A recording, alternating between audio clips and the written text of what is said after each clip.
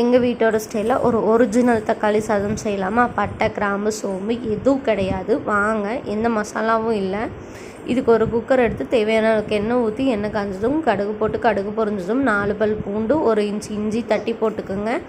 இது கூடவே 2 பெரிய வெங்காயம், 10 சின்ன வெங்காயம், 6 வரமிளகா, கொத்தமல்லி, கருவேப்பிலை போட்டு வதக்கிக்கோங்க. இன்றைக்கி நான் 5 தக்காளி எடுத்திருக்கேன். 2 டம்ளர் சாதத்துக்கு. சின்ன தக்காளினா 5, பெரிய தக்காளினா 4ங்க.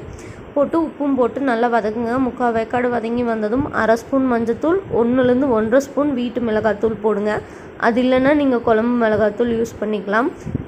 2 டம்ளர் அரிசிக்கு 6 டம்ளர் தண்ணி, அரிசி எல்லாம் போட்டு நல்லா மிக்ஸ் பண்ணிட்டு உப்பு அளவாக இருக்கான்னு பார்த்துக்கோங்க. உப்பும் போட்டுட்டு நல்லா மிக்ஸ் பண்ணிட்டு மூடி நான் 5 விசில் விட்டு எடுப்பேங்க. நீங்கள் உங்கள் சாதத்துக்கு தகுந்த மாதிரி விட்டு எடுத்துக்கலாங்க.